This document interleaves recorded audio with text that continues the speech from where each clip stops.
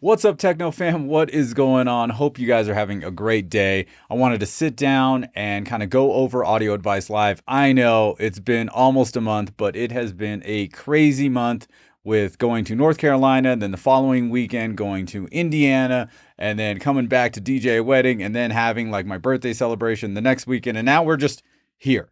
We're here, and I'm trying to get everything out. I've already written everything down. I've got a whole bunch of videos on my phone, and we're just kind of going to do a walkthrough. But first, I want to talk about the show in general. Honestly, I got to say Audio Advice Live was pretty awesome. That's pretty much the gist of it. It was small enough to where we can kind of run into a bunch of people over and over throughout the day. You know, some people are going up into the rooms in the hotel to check out the 2-channel stuff. And then there's the whole ballroom situation with the Atmos stuff. I thought the layout was really good at the hotel, and it was probably one of the best audio shows I've ever been to, and I've been to quite a few. So that is saying a lot. And the fact that they had all these Dolby Atmos setups was amazing. Like, they had so many, and the hotel was kind enough. I don't know if, they were kind enough, or Scott was over there strong-arming them to get in-ceiling speakers installed for the Atmos setups. And I thought that was fantastic because there were so many Atmos setups, and they felt like they were giving a good representation of what we could experience with that kind of equipment in our own home. Yes, there were a few minor things, but we'll get into that in a little bit. As for the Audio Advice staff, they were great. I want to give a big shout out and thank you to Scott, Heather, and Jonathan. Thank you guys so much. I know they invited me last year. I wasn't able to attend due to prior engagements that weekend, but I am so glad they invited me out again. This was so much fun. And if you guys are wondering when the next Audio Advice Live is, it is the first weekend of August 2024. I will be here. We'll talk about that later.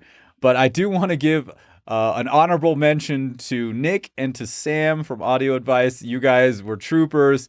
I know Jonathan and I really just kind of laid into you guys at the after parties, and you were troopers. You guys were troopers, so thank you guys. You guys were awesome too. One of the coolest aspects of Audio Advice Live is the fact that it is an open show. It's not closed to just industry people only, and that means I got to hang out with some of you, my viewers, and that was awesome. And some of you guys came from far away, multiple states away, and I'm like, oh man, this is kind of far. And you said you came just to see me, so thank you. I truly appreciate it. Getting to hang out with you guys, meet you guys, take some pictures and all that stuff.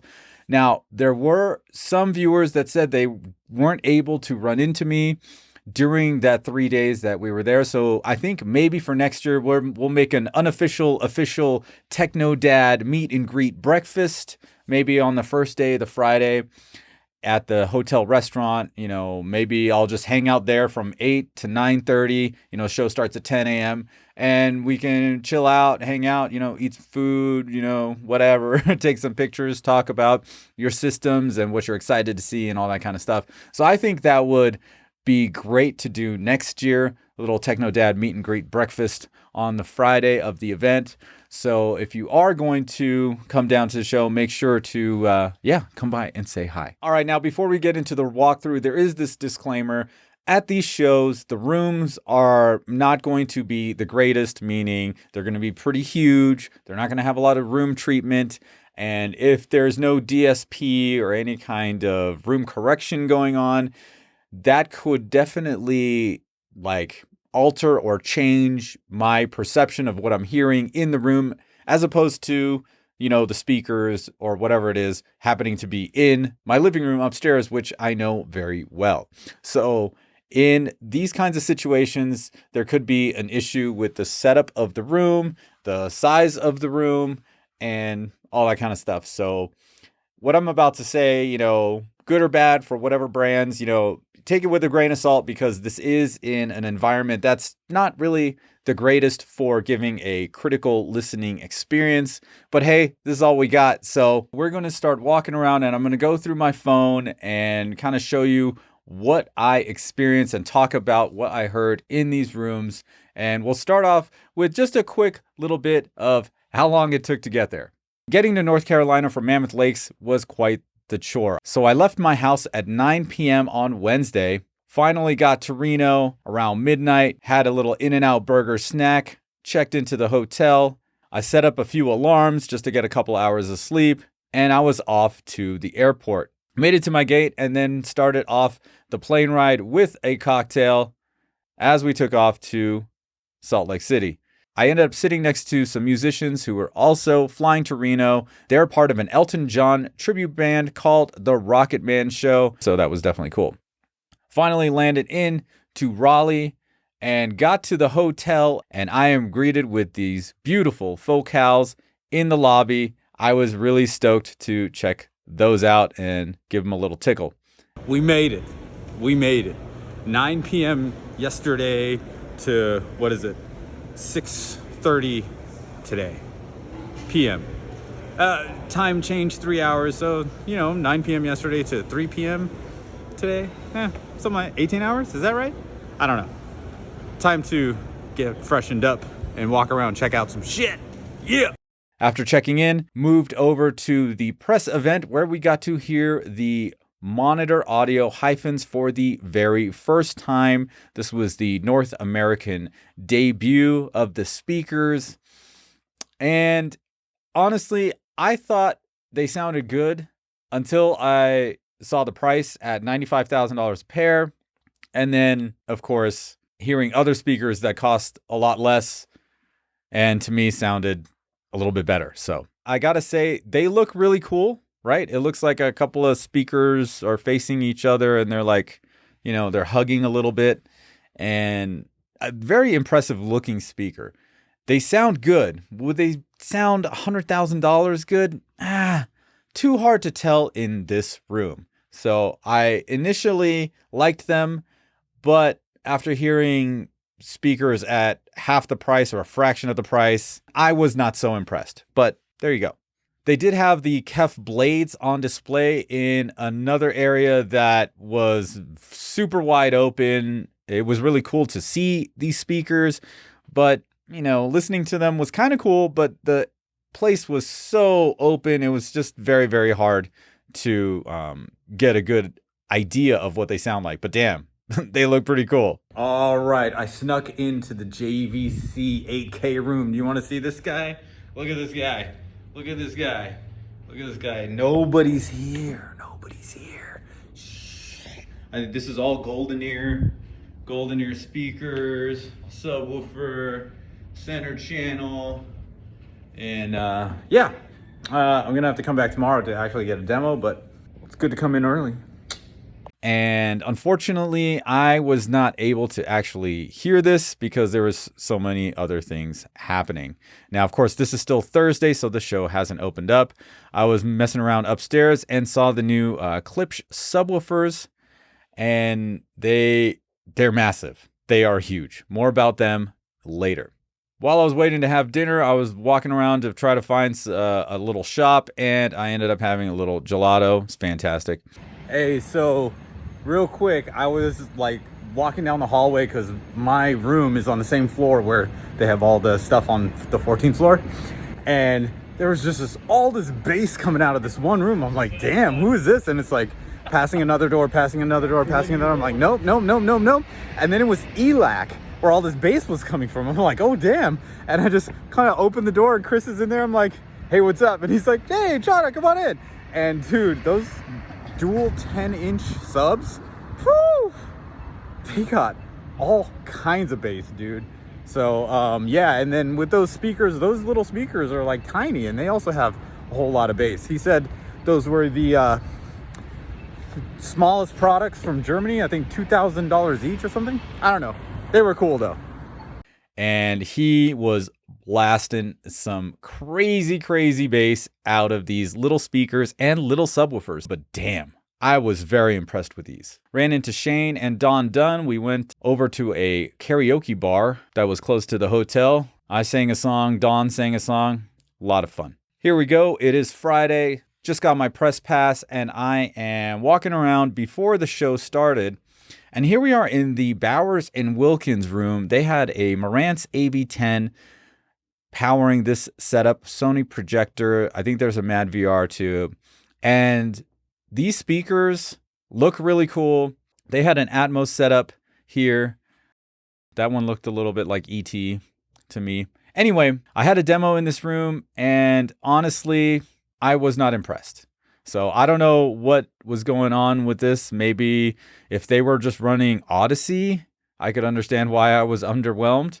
But I would have thought that these speakers would perform better. Again, you know, this isn't the greatest room. And if they were using Odyssey, then maybe that was why I didn't like it. I don't know. I was not impressed. Maybe if we were in a better room, we'll see. Moving on. Here we are in the monitor audio Atmos room, and this was probably one of the better experiences. I have a video on this that'll come out soon, and this is running off of the Trinov, and we have the Big Daddy Sony projector. Look at that guy. That thing's massive. Holy crap. So cool. Ran into Nick from SVS in the hallway. Hi, I'm Nick from SVS, and we are here at Audio Advice Live, and Top Gun is already being played, so you know how that goes. Are we like live here? We just filming, having fun? I don't know what's happening, bro. Okay. And if you also noticed, that is Ike, one of our viewers and patrons, his YouTube channel, Easy HT Tech. So make sure you check him out. And jumped into SVS. And of course, Nick, always so gracious, allowed me to play my new Atmos mix, as you see the visuals on the screen there. And of course, listening to their Atmos setup here in the room. Always a pleasure, and it's always banging when it comes to SVS. We popped into the NAD room and checked out these new Dali speakers. Wow, these were very impressive. Also, pretty expensive. So yeah, didn't stay in here too long, but it sounded great. All right, so here's something you guys are definitely going to want to know about. I can't believe Klipsch crammed these big 16-inch subwoofers, 2 of them, into this little hotel room. Let's get the one thing out of the way. These things are huge. Like, I do not know if I could have this in my living room. I believe they were running it off of the Onkyo. They did have that new flagship Integra there as well. Would have loved to have seen that in action. As far as these new Klipsch subs were concerned, I don't think I really saw them working too hard. Maybe we needed to crank up the volume or something like that, see what they can really do. I did want to come back and play a couple of tracks of my own, but I was not able to. But I'd still love to check one of these out in my home. Now here we are in the big room. This is the Focal Storm Audio Barco room. There's Ike, and we are listening to some music running through their demo. They had a lot of crazy equipment, including this Barco projector, which was around like $50,000 or something like that. I could be wrong. Don't quote me. But man, it looked awesome. That was an awesome room, but we will get back to that in a little bit. One of my favorite rooms was the MoFi Room. I got to hang out with my buddy John Durda. We also did an interview. I'll link the video in the description. Checking out the SourcePoint 10s and the 8s. And a lot of Hi-Fi Rose equipment here, which I really think is some of the best looking stuff around, and they also sound really, really good. Next, it was time for the kickoff party where they had a band and they had Scott up here talking about Audio Advice Live history. We had quite a good amount of people here, and here's me and Ike messing around. Stop it, Ike. And went to dinner at Sullivan's with Ike and Boy Genius, had a fantastic meal, and we are on to day 2. Breakfast was awesome. Look at that omelet. Charge me up, ready to go. What is up, Techno fam? Here at Audio Advice Live, I am debuting my brand new Dolby Atmos mix of Cascade and Deadmau5's song Eat Sleep here in the Sony and KEF room. And on this 7.1.4 system, it sounds awesome. Awesome. This shit is awesome. And big shout out to Kayvon, who allowed me to play my Atmos mix, the newest one. My patrons have it. If you are not part of my patron list, definitely join up and get early access to all my new Atmos mixes. This is Eat, Sleep, and of course I got the custom visuals, which everybody seemed to totally love, and I got to hear my mix on this system. We ended up playing a few more of my tracks on this KEF and Sony setup. I'll link the video down in the description so you can get the details on this setup. It was really cool. I really did like these row 1 seats as well, and I was just, pretty hyped. This is all before the show started. We rolled over through to the Klipsch booth or Klipsch room where they had some big speakers and a new subwoofer they're working on. This guy here that's not finished. Actually, I don't even know if I'm supposed to show that, so let's not show that anymore. Going up to the KEF room, checked out their little gaming rig where they have 3 short throw projectors giving you this, 180-degree gaming experience with some KEF speakers as well. And I gotta tell you, I played this a little bit, man, I kind of got nauseous. I'm not gonna lie, I got a little nauseous. We checked out the B&W room. Always a good showing from B&W in the 2-channel department. They got this nice little subwoofer here. This was a nice little setup. Couldn't get into the big B&W room because it was just way too crowded and super hot. Next up, we've got JL Audio. They have a couple of subwoofers that they were showing off. And I got to say, man, yes, they are expensive at $3,000 a piece, but damn, they were good. They were also showing off their Tune software and giving us kind of like a little rundown on that. So it was really cool to see and experience all of that going on here with JL Audio.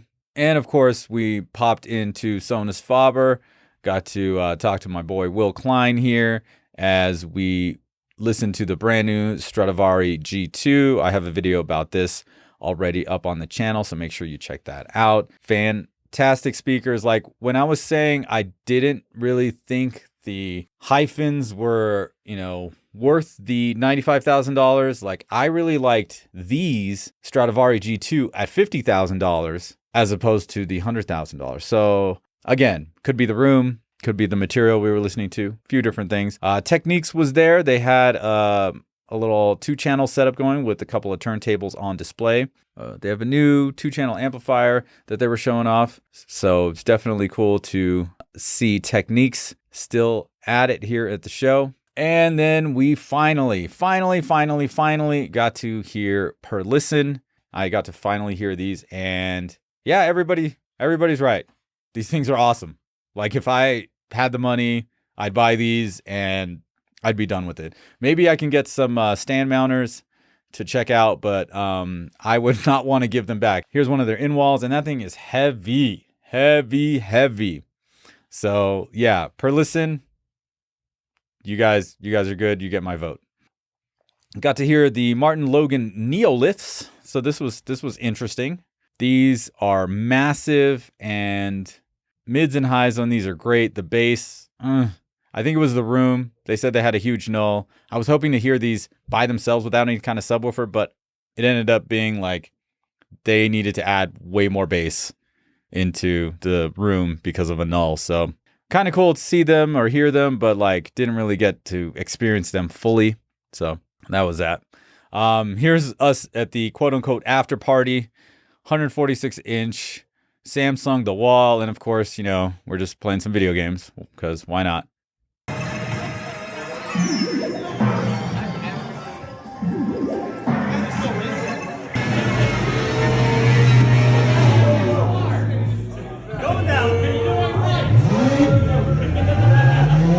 As far as day 3 is concerned, I shot a video with Scott about the new Audio Advice chairs. Videos on my channel already.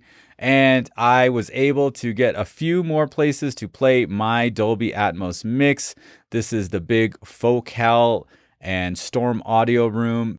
Big shout out to you guys there, especially Matt from Storm Audio, who was kind enough to let me come in and play my songs. Yeah, that did take quite a while. So Sunday was more about me walking around, grabbing footage of a few things for videos. And then, I got to hang out with Cody, home theater hobbyist. We took a quick pic over here. And, some other people like David Solomon from Cobas, and Mark Freed from Expona.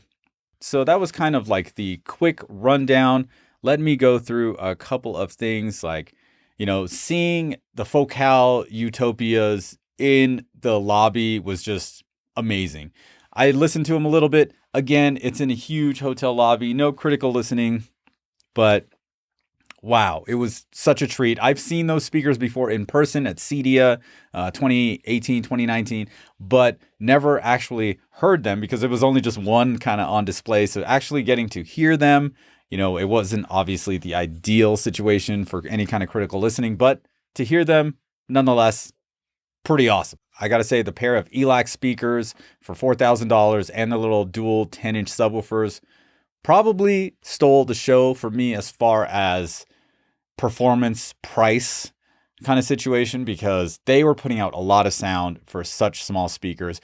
I can't wait to get them in for review. So stoked about those. Yeah, the Klipsch subwoofers were a little too huge for my liking, the big 16-inch, at least for a living room. In a dedicated home theater space, yeah, you're probably fine. But yeah, I would love to check it out a little bit more because, they weren't really working that hard. And I've got a track that I'm working on. It's going to be the ultimate bass demo track for your subwoofer. I'm working on it right now, and I'm going to run all these subwoofers through all that kind of stuff. So one of the things that gives me a unique perspective about the whole Dolby Atmos thing is I actually mix Atmos tracks, and I brought some Atmos tracks. I brought a Blu-ray player. I brought a Blu-ray player from California all the way over there. I brought an extension cord, an HDMI cable, obviously the remote control, and my Atmos mixes, 4 of them, on a thumb drive. And I was, just kind of asking these guys, like, hey, can I play my Atmos mix on this, Dolby Atmos setup you got here? And I got to tell you guys, my studio here is small, and this is where I mix everything. And just to hear the Atmos mixes on something that has so much more space, like my surround speakers are right here, but in the KEF room and these other rooms, the speakers 6-7 feet that way, right? So just all the space, and just to hear all the panning happening around that I made here and then finally got to experience in a huge space was amazing. That was the really, really coolest part about, except, obviously hanging out with my viewers, that was the coolest. But this is a very close second. So hearing my Atmos mix on a $50,000 home theater, and then a $100,000, and I think the Focal Storm Audio one altogether was $240,000. Yeah, crazy. I wasn't able to play my mix on the Definitive Technology room, which I didn't really have much video of that room because I couldn't find it in the first couple of days. I finally found it on Sunday. Didn't have much video footage, but that was actually a very, very stellar performance. That demo I got there was really good. It sucked I wasn't able to play my Atmos mix in there or in the B&W room. Now I gotta say, the B&W room with the AV10, wasn't impressed by that one. So again, could be the room correction. I don't know. I wasn't impressed, and I thought I would be due to the B&W speakers that they had there. So I don't know. Anyway, I wasn't able to play my Atmos mix in there either. I was able to play my Atmos mix in the monitor audio room, which the video is still being edited by my editor, but damn, that monitor audio room with the Trinov processor, there was something very special about that.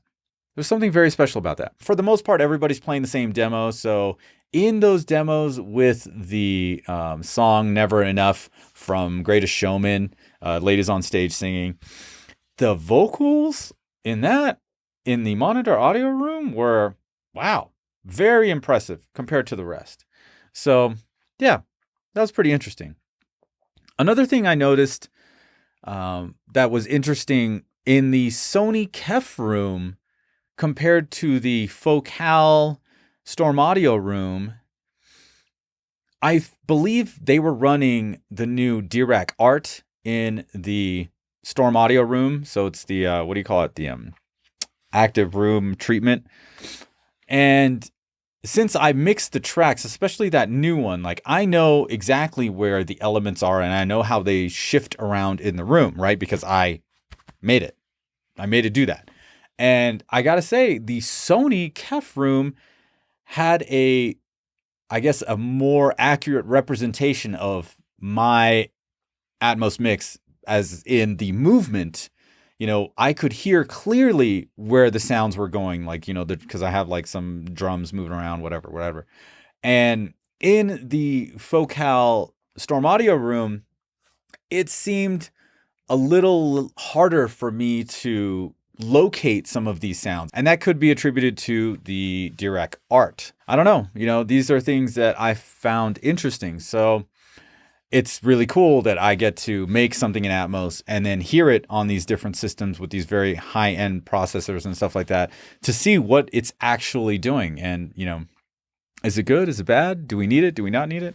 I don't know. Very interesting information I've learned from this show. So big ups and thank you to everybody that played my Atmos demo. I know I probably sounded like some crazy dude. I'm like, hey, I got this Blu-ray player and I got this Atmos. Can I play this on your system?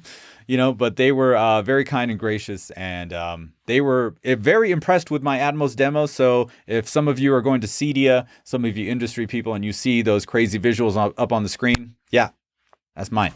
That's me. If you see it, cool. If you don't, hey, also cool. All I know is these guys loved my Atmos mixes, so I'm just going to keep going and pumping out more Atmos mixes for you guys. Make sure you sign up for my newsletter. If you want to get crazy and become a patron, you will get the first dibs. It'll go patrons, then email list, and then it'll trickle down a few weeks later to, Facebook, and then maybe on YouTube. I don't know. But if you want the first people to hear my new Atmos mixes, make sure you sign up as a patron at the $5 level. Anyway, that's pretty much it for my Audio Advice live experience. It was amazing, and I can't wait to go next year. If you guys are in the Raleigh area or you're going to make a trip out, make sure to keep an eye on my channel, as I will be telling you, if we're going to do this official Technodad meet and greet breakfast, which day that's going to happen on, what hours I will be attending, and all that cool stuff, so that we can hang out and talk and take some pictures and, have a good old time. Oh yeah, I was also able to play my Atmos mix on the DeVilliers setup that they had. DeVilliers. That's it. Okay. They had a great setup there. It was a 5.0.4 because they have integrated subwoofers. So they were, I guess, running them all full range. And it was interesting to hear. I mean, that's not like hearing bass all over the room, but that was kind of like what it was, right? So it was cool that he let me play my Atmos mix as well. What's up, John? How are you doing? Good to see you again, man. We got to hang out next time a little bit more than this last time. But they had a good showing at Audio Advice as well, so that was cool to check out. Again, big shout out and thank you to Scott and the crew from Audio Advice. Can't wait to be there again next year. See you in the next one. Peace.